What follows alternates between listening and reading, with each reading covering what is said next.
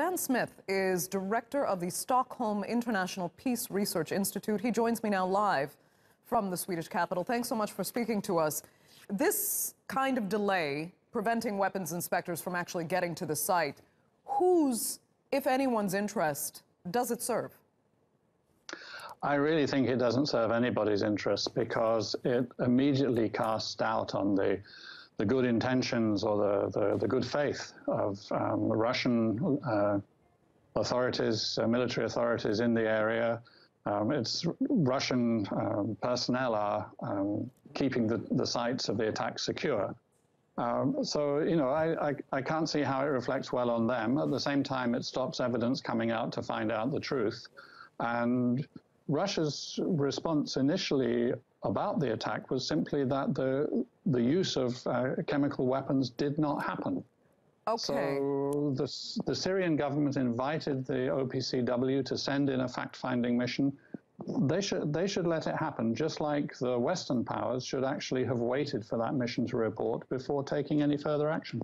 And given that, in hindsight, then, you don't think it was necessarily right for the US, the UK, and France to strike so quickly in response before the OPCW inspectors could actually see the site?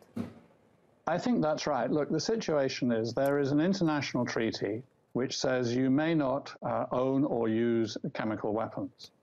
Syria has actually previously said in 2013 that it was getting rid of all of its chemical weapons, and that happened under OPCW inspection across the next year or so. There's an instrument for finding out whether or not attacks have happened when allegations are made. It's called the OPCW fact-finding team, and that should be allowed to go in there. If you want to uphold international law, you should do it using the legal instruments to hand. But that applies to everyone. It applies to the West, and it applies to Syria, and it applies to Russia.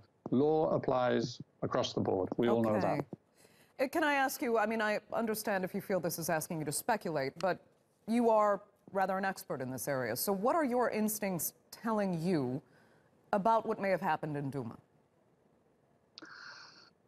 The UN has a broader fact-finding mission, an independent inquiry mission, which reported that it was able to confirm 20 uses of chemical weapons by the Syrian forces between March 2013 and March 2017.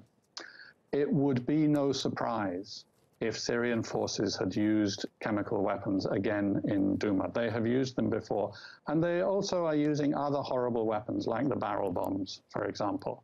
So they have not held back in their attack on civilian forces. It would be no surprise if it had happened again in Duma.